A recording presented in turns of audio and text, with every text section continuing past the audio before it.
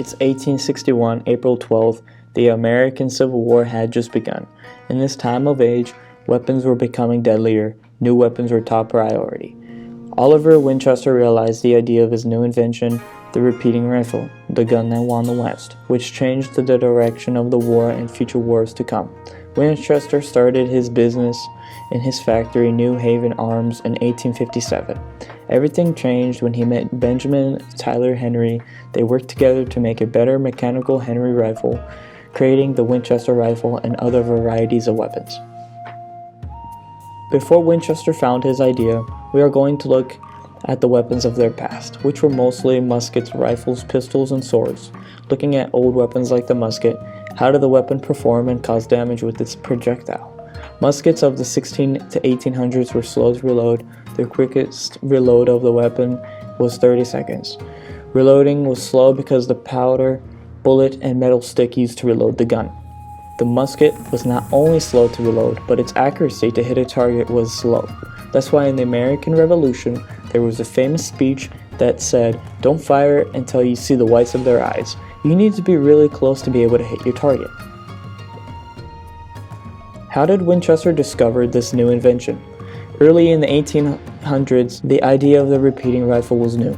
The idea was based on the Henry rifle, but Winchester finalized the idea with this new technology that had the weapon use a spring-closed loading port on the right side of the frame, directly over the rear of the magazine tube, thus making a first reliable lever-action repeating rifle, which produced the first Winchester model 1866.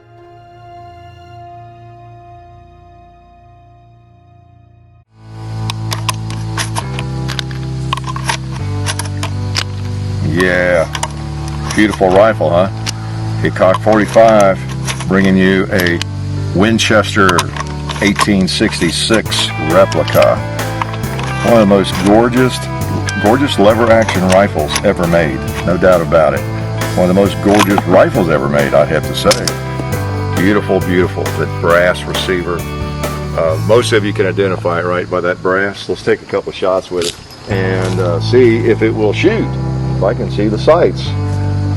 This is a replica made by Uberti, imported by Taylor's and Company. And boy, do we appreciate it.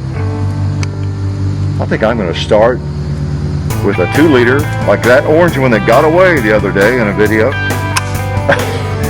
I guess you better put one in the chamber. Yeah, he's not going to get away today. Neither is he. How about a 12 ouncer? Nice. Oh. I think the sights are okay. I'm not sure.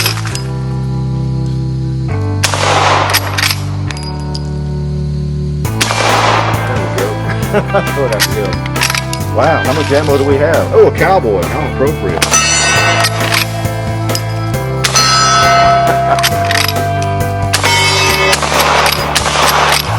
Let's use the sight.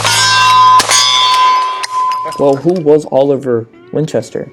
Well, he was born on November 30th, 1810. As an adult, Oliver worked in a furniture store until he was 38 years old, where he had built up enough funds to be able to buy a dress shirt factory in New Haven.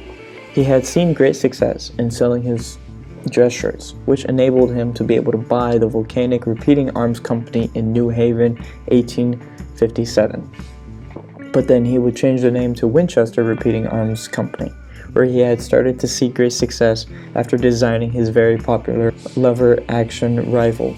The Winchester is famous for being a rugged design, meaning sturdy. This meant that he had sold a lot of rifles. By the end of the year of production of the model 1873, he had sold nearly 720,000 units, and he had sold each rifle for about $50 per unit.